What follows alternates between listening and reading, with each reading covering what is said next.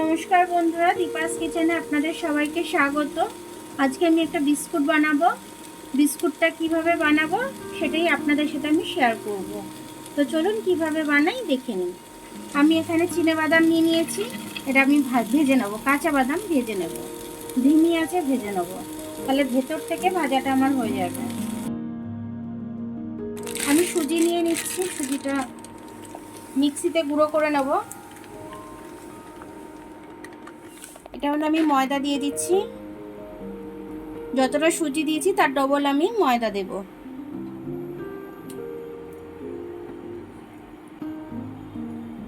হয় একটু নুন দিয়ে দিচ্ছি আমি।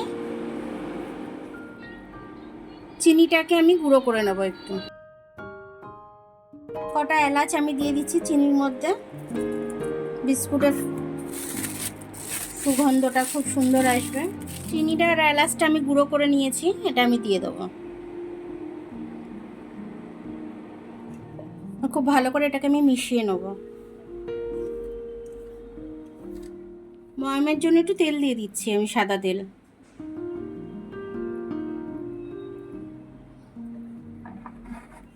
ময়ামটা আমি খুব ভালোভাবে দিয়ে নেব,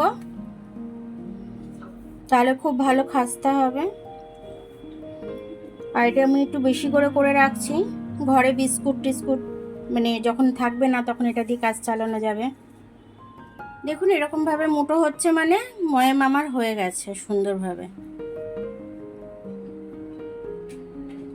বাদাম গুঁড়োটা দিয়ে দিচ্ছি আমি, দিয়ে এটা আমি ভালো করে মিশিয়ে নেব।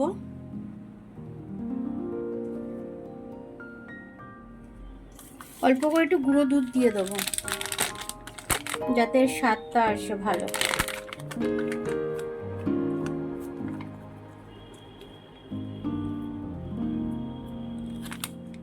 এটা ভালো করে মিশিয়ে নেবো আমি। এবার আমি জল দিয়ে এটাকে মেখে নেবো আমি।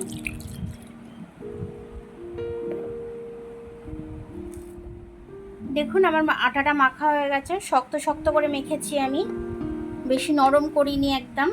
আর এটা আমি মেখে রেস্টেও দেব না, এক্ষুনি গোল গোল করে নেবো আমি। এরকম এরকম সাইজ করে নেব। তেল গরম হতে দেবো না, অল্প গরমের মধ্যে আমি এগুলো ছেড়ে দেবো, তাহলে ভেতর থেকে আমার এটা ভাজাটা হবে।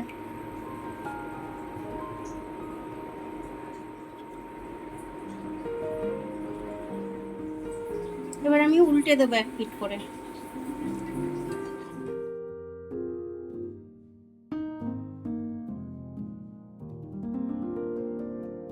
দেখুন আমার বিস্কুটগুলো লাল লাল করে ভাজা হয়ে গেল। দেখুন বিস্কুটটা কতটা খাস্তা হয়েছে আমার, ভেতর থেকে যতটাই নরম ওপর থেকে ততটাই খাস্তা।